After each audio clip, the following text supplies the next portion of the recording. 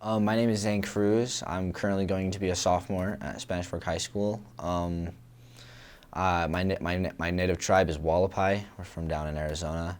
And I've been part of Camp Eagle and Title VI in general for a long time. I remember being in preschool and doing the preschool class during Camp Eagle summer school. So the last time we did the TP, I was a little kid, and so I was just watching all the older kids set up. But now it's fun because I'm actually out there, I'm setting it up, I'm helping, and it's fun. I enjoy it. So everything we do is clockwise, from dancing in powwows to drumming to just almost 90% of the things we do, it's just clockwise. I think that maybe people should come and learn just because, although it is everyone's land now, we all live here, we're happy. It was ours, and so it's kind of just to know the importance of the history behind stuff. I want my kids to know what I've learned, where their ancestors come from, and what they did and how they lived. I'd like my kids to dance. Obviously, I dance, and so seeing them dance and me dancing, I feel like that'd be pretty cool. So it's just something I kind of want to keep going because people, as soon as people start to forget, it kind of just fades, and I don't think this is something that should be faded. I think this is something that should stay very much here, and that the new generations keep learning and knowing more about. I've been with the Utah Arts Council for several years as an artist, and I love to come and work with Native kids in the school district. This is one of the only places they come to get cultural interaction and talk about what's happening in the Native world and their part in the world that way. So it's fun for me to bring back a lot of the old traditional arts, some of the old traditional activities that they didn't get a chance to participate in, like for example the teepee and how the teepee helped our ancestors. Many tribes used wickiups. The tribes here in Utah, of course, is the Ute, the Paiutes, and the Goshutes, and the Shoshone. When they went out on different trips, they would do these day wickiups, and it started out with three poles, just like the teepee pole, a tripod. And then they would add brush to it. They didn't go down and cut trees or cut poles. They used what was existing out there in nature. And when they were done with it, they just spread the pieces back out and left them like they weren't even there. These are little kids that did these wickiups, kindergarten through first and second grade. So there were an assortment. They all had their own different personalities. So we talked about symbolism. The topper portion of the teepee usually resembles what's in the heavens: moon, stars, lightning, anything that's up in the heavens. And here is the family symbols, family creed. There in the middle. The bottom of things of the earth. And this represented the days and the months. And, I guess the biggest thing that I love is being able to connect those children to their ancestors.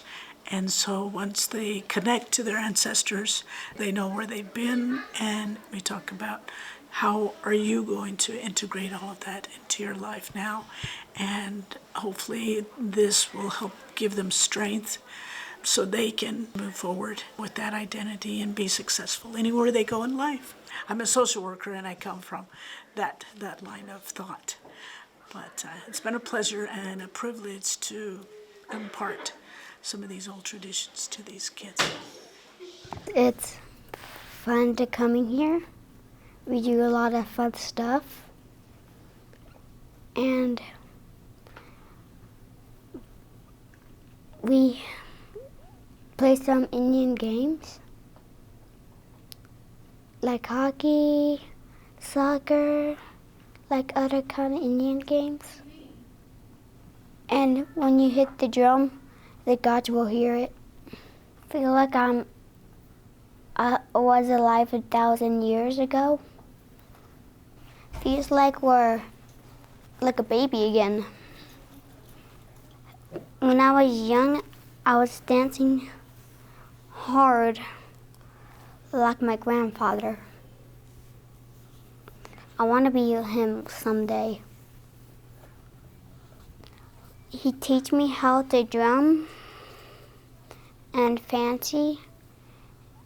It told me too much. He told me too much how about the Indians were 1,000 years were dancing. Or the Indians were at war for the other Indian tribes, and they're trying to make peace. And when they're trying to make peace, they had a war. When the war ended, they're making them dance, and the other Indians, they were scared by the dancers. And he come up with a new plan. Make it like there is no scary stuff. What do you hope to be able to do with your dancing and drumming? Do you hope to be a teacher someday? Yeah, do you teacher. Hope to, tell me what you hope to do. Like I teach people about fancy and plants and medicine they make out of plants. Rock art, baskets, and some like fry bread, and like making some medicine, and teach how to make a fish out of clay, and tell people about the life 1,000 years ago.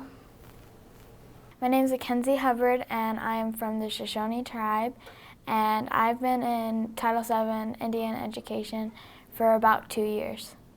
My dad is where I got my Native American genes from.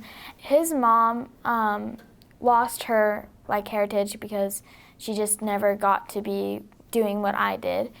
And when we got to come here, it was just a lot more fun, and I got to learn a lot more things, like our culture and what we lived in back then. And then we also learned about how important water is, how sacred it is. And then we've been learning about beading and how they use that in powwows. And then in PE, we learned how to, what kind of games they would play and what activities and how they would get so strong. When I learned how to bead, it was kind of oh, I didn't know what I was doing, and I thought I could learn from the older kids, but they didn't know either, and so I had to learn from my teacher, Shoshana. And so it was we had to bond with the other students to try to help them, and some were good at this thing and some were good at the other things, and so we all kind of worked as a team. And then once we got started into it, it was kind of hard. We've had to count how many beads we had to put on, how many to go through, how many to cut off, so just adding and subtraction was mostly it, but also we had to figure out go ahead of it so that you know how much you'll need in total. And then once we kept going over the layers and layers of it, it got way easier. And so after 3 weeks, we've been finishing our projects. The inspiration to this project is for my regalia, for my fancy shawl, women's dancing, because these are my colors. My symbol is desert rose, so I wanted to add the red in there. And then I wanted some imperfect things there because I'm not perfect. So I added the blue in the middle, and then the blue is for Navy and war. And then the white is just for cleanness, trying to be more fancy and all that. So that was the reason why I chose these colors, and I am very happy with my end product, and it's really fun to make. Seeing everyone's different designs just told me inside that everyone's different and they have their own inspiration. I was kind of really amazed by what they were making and how they just came up with that creatively. It's just important to take care of your culture and to symbolize how important it is to them and our ancestors, and so you want to keep this culture and this tradition alive, so you have to symbolize it into different things.